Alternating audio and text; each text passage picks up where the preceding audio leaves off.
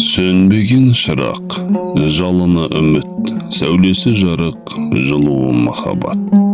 Жел соқса жалп етіп сөніп, үміт отын тұтата қайта оянып, әуелі сығырая дірілдеп, соңынан лаулап жанарын қайтерсің.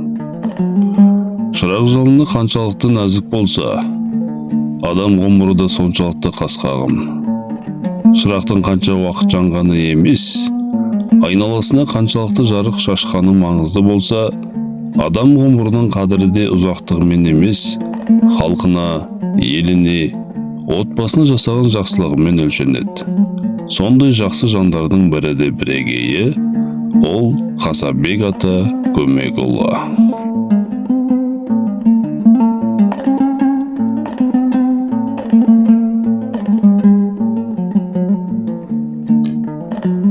Жай ғана жайлау емес, жаратылыстың жомарт қолымен көмкерілген жұмақтың бір бөлшегі, Шәлкөде жайлауының бөктерінде орналасқан Қошқар мен Шибут өзені аңғарын ежелден Албанның Қожбанбет атасынан тарайтын Тұрсын руының ұрпақтары өздеріне ата қоныс еткен. Бұл халықтың жандары да табиғатпен астаса біткендіктен ба, жүректері таза, жандары жомарт. Сондай ізгі жанның бірі, көңілі даладай кең Көмек ата Қойлыбайұлы. Көмек ата Қойлыбайұлы колхоз жұмысына белсене араласқан, өз заманында комотряд жұмысын сәтті жүзеге асырған, елге сыйлы, көзқырақты жан болған екен. Жуас мінезді, бойшаң, артық сөзге араласпайтын, сабыр мен мейірімді жанына серік еткен Көмек атаның жанжары ерке бала анамыз, әулетінің амандығын, шаңырақтың түтіні түзу ұшып, ұрпағының көбейіп, әулетінің өркендеуін жоғары қойған дана ана еді. Жүрегінің кеңдігін танытып, кішкентай Тастанбегін жанынан қалдырмай жетелей жүріп, тіпті жалғыз ұлы Қасабектің артынан тағы бір қара ерер ме деген ізгі ниетпен қосағына екінші жар етіп, Бейсенбек қызы Зейнехамды алып берген дана апамыз бұл әулеттің бұлақ бастауындай болғаны жасырын емес. Бұл тұтас әулеттің қамын ойлаған, аналық парасаттың айқын көрінісі еді. Осындай кең пейілі мен көрегендінің арқасында Көмек атаның әулеті өніп, өсіп, бүгінгі тамыры тереңге жайылған бәйтеректей үлкен ұрпаққа айналды. Алланың берер рахмет таусылған ба? Көмек атаның шаңырағына 1912 жылы дүниеге ұлы Әбілқасен, ал 1915 жылы Қасабек келді. 1930 жыл ел ішінде ұжымдастыру мен ашаршылықтың ызғары сезіле бастаған Қызылтаяң шақ. Көмек атаның үлкен ұлы 18 жасар өрімдей жас Әбілқасен де әкесіне қолқанат болып, отбасының ауыр жүгін арқалаған еді. Өкінішке орай, жер өңдеу бірлестігіне 200 килограмм бидай жеткізу сапары оның соңғы сапары болды.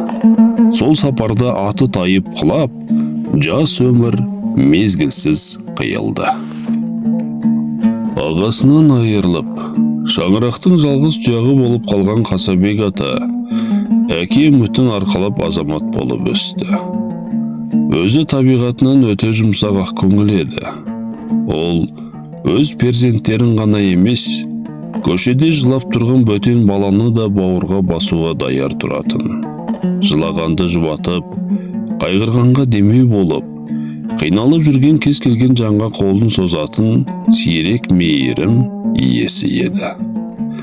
Қасабек ата тіпті өзінің 2 бөлмелі тар баспанасының бір бөлмесін босатып, үйсіз жүрген туыстарына пана болған жүрегі кең жан еді. Заманның зеректе көкірегі ояу азаматы 4 жылдық біліммен ақ арабтың төте жазуын, латын әліпбиін, орысша, қазақша жазуды шебер меңгеріп, ел игілігіндегі істерге ерте араласа білді. Сол бір ауыр кезеңдерде аудан орталығы Қырғызсайға қазіргі Ұйғыр ауданы жаяу қатынап, егінге қажетті тұқымдық бидайды елмен бірге арқалап тасыды. Еңбекке жарамды еркек кіндіктің барлығы майданға аттанған сонау сұрапыл соғыс жылдарында ауылда қалған шал кемпір мен бала шағаның, келін кепшіктің қас қабағын баға жүріп, жұмысқа жұмылдыра білді. Жарқын жеңістің жақындауына өз үлесін қосты.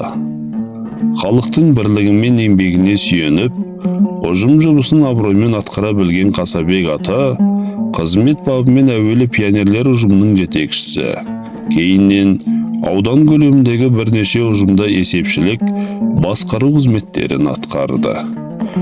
3 жылдық, 5 жылдық кезеңдерде қазіргі Райымбек ауданының Қайнар, Қошқар ауылдарына іргелес Маркс колхозында жауапты қызметтерде еңбек етті. Соғыс аяқталып, ел еңсесін тіктеген уақытта кадр көбейіп, қызмет бағытын өзгерткен Қасабек ата 1 жыл жылқы бақса, кейіннен 4 жылдай қой шаруашылығына ауысып, Шопан атаның ақ таяғына иелік етті.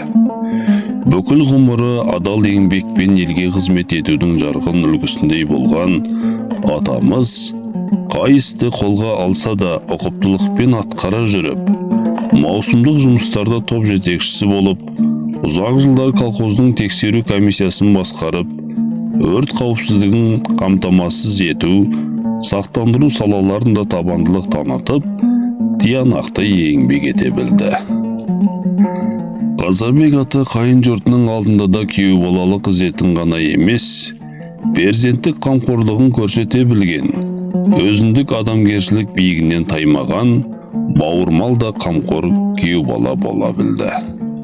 Ел басына күн туып, жұбайының жалғыз бауыры Әбимолда майданға аттанғанда, Қасабек ата Қарасаздағы қайын атасы Шыныбай қария мен енесі Бүбі ананы өз қолына көшіріп әкеліп, соғыстан ұлдары аман оралғанша қамқорлық жасады. Бір шаңырақ астында басы біріккен қос ана, ерке бала мен Бүбі аналарымыз сыйластықтың суымайтын үлгісін көрсетті. Бітпейтін тіршіліктің сан иірімде қатар жүріп, ұрпақ болашағы үшін тілектес болған аналар тату-тәтті ғұмыр кешіп, кейінгіге өнегелі жол қалдырды. Қасабек атамыздың шаңырағының берекесін кіргізіп, атамыздың еңсесін биік ұстаған адал жары Шыныбай қызы Айымхан анамыз еді. Айымхан анамыз Албанның Алжан атасынан тараған Шажар руының қызы. Қарасаздағы социалистік Қазақстан орта мектебінде 9 жылдық білім алған. Қасабек атамызбен отау құрып, өмірлік серігі болған ол, замандастарымен бірге колхоздың бүкіл ауыр бейнетін арқалады. Қақаған аяз мен аптап ыстықта егіс пен қырманың тынымсыз жұмысында жүрді. Сөйтіп, жарымен қатар жүріп өздері көтерген шаңырақтың бекем іргетасын бірге қалады. 5 қыз 3 ұл тәрбиелеп өсірген бұл, алтын құрсақты ана мінезі тік болғанымен, жүрегі жұмсақ, сабырлы, ісмер жан болды. Тәлім тәрбиені өз анасынан сүтпен сіңірген Айымхан ана, балаларының үстіндегі киімін өзі қолымен тігіп, ұзатылар қыздарына есімдерін кестелеп түс киіз тікті. Текемет басып, жасауларын әзірледі. Парасатты сөзімен және әуезді әнімен отырған ортасының шырайын кіргізетін жан еді. Қасабек ата мен Айымхан апа бірі адал еңбегімен ырыс тапса, бірі аналық мейірімен өнеге бола жүріп, дүниеге келген 8 баласын өсірді, жеткізді, оқытты, тоқытты. Осы бір тұста ерекше атап өтетін бір қасиет, Қасабек атамыздың өз дәуірінен озық ойлаған көрегендігі. Қыз баласының оқып, білім алуы сирек құбылыс саналатын заманда, қыз жат жұрттық деген тар түсінікке бой алдырмай, қыздарының болашағын бәрінен биік қойды. Білім ғана адамды биікке бастайтын терең түсінген Қасабек ата, үлкен қыздарын сонау Қызылордаға аттандырып, педагогикалық білім алуына бар жағдайды жасады. Бұл сол кезең үшін екінің бірінің қолынан келмейтін үлкен ерлік пен парасаттың көрінісі еді. Балаларын оқыту арқылы ол тек өз перзенттерін ғана емес, тұтас әулеттің келешегіне жол ашты. Бүгінде сол көрген шешімнің жемісін ұрпақтары көріп отыр. Әрі қайсысы өз жолын тауып, ұлы ұядан ұшты, қызы қияға қонды. Бүгінде ұлдан да қыздан да тараған ұрпақтар мәуелі бәйтеректей жайқалып, әулеттің абыройын асқақтатып, еліне қызмет етіп, ата жолын абыроймен жалғастырып келеді. Араға жыл салып бірінен кейін бірі өмірден озған қариялардың өнегелі өмір, адал еңбек, тәрбиелі ұрпақ өшпес аманат болып қалды. Бүгінде олардың жарқын бейнесі мен ғибратқа толы ғұмыры ел есінде, ұрпақтарының, немере шөберелерінің жадында мәңгі сақталмақ. Уақыт сырғып өмір өте береді. Өкінішке орай, Қасабек ата мен Айымхан анадан тараған өсіп-өнген ұрпақтарында қатары сиреп, кейбірінің келмеске кеткені қабырғаны қайыстырады. Атамыздың 8 перзентінің бірі, Ермек ағамыз 51 жасында өмірден өтсе, оның адал жары күміс анамыз 43 жасында мезгілсіз дүние салды. Бұл ауыр қаза бүкіл әулетті, әсіресе артында қалған ұлдары Қуаныш, Асқат пен Ренатты мұңға батырды. Дегенмен, орнында бар оңалар демекші, бүгінде үлкен ұлы Қуаныш пен келіні Әсем атадан қалған қара шаңырақтың түтінін түтетіп отыр. Сондай-ақ, өмір заңымен өмірден озған келіндері Кабира мен Зинагүл, күйеу балалары Тоқтасы мен Жақыпберді және де жиен немерелері Болат, Рабиға, Есжан, Ертіс пен Айбынның жарқын бейнелері де туыстарының жүрегінде мәңгі сақталады.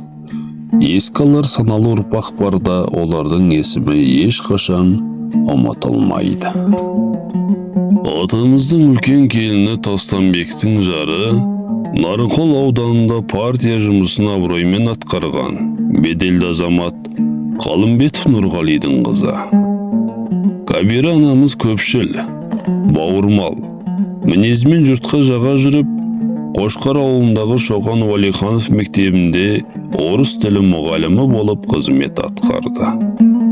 Артында қалған Гүлбану Талғат, Мәрлен сынды перзенттеріне мәңгілік сағыныш сыйлап, бар болғаны 55 жасында дүниеден өтіп кетсе, Қасабек атаның кіші ұлы Абайбектің жары Алматы облысы, Қарасай ауданы, Ақжар елді мекенінің тумасы Бораншы қызы Зинагүл анамыз да Назгүл мен Гауһар сынды қос құлынын өсіріп, тәрбиелеп, ағайын туысқа ақжарқын мінез, кең бейіл, мейірімді жүрекпен сыйлы бола жүріп, 58 жасында дүниеден озып кете барды.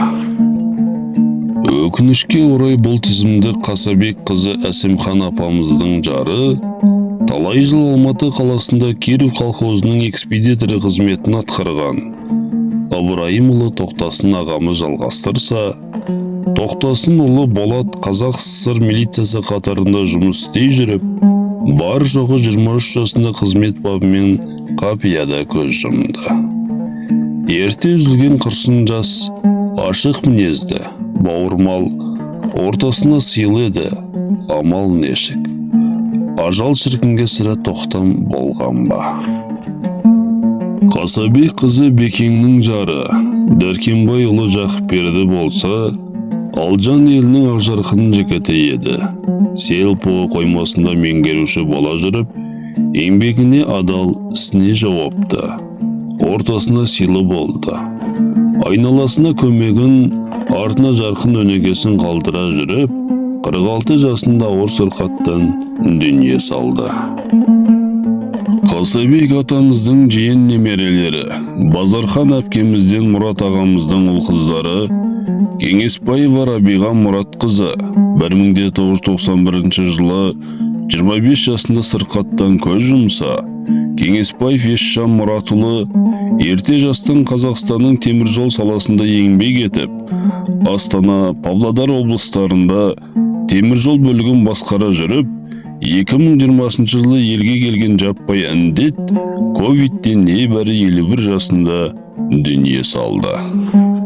Дүниеден өткен жиендердің қатарында Қазабек қызы Сағат пен Амангелдінің ұлы Сейдалиев Ертіс Амангелдіұлы 2015 жылы 44 жасында жол көлік апатынан қаза тапса, Қасабек қызы Гуля мен Байзақов Ерланның тұңғыштары Байзақов Айбын Ерланұлы 2006 жылы бар жоғы 18 жасында дүниеден мезгілсіз өтіп, боталатып кеткен жайы бар.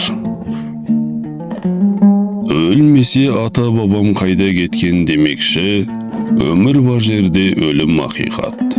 Десе де осының бәрі өлімге қияр жандар ма еді. Біреуге мәңгі көрінген өмірдің өлшеулі екендігін тағы ұқтыра жүріп, мәңгілік мекенге аттанған жандардың жаны жаннаттан, иманы сауаптан болсын. Жаратқан ем барша марқұмдардың жатқан жерін жайлы, топырақтары торқа болсын. Артында қалған ұрпағына амандық, бірлік пен береке берсін.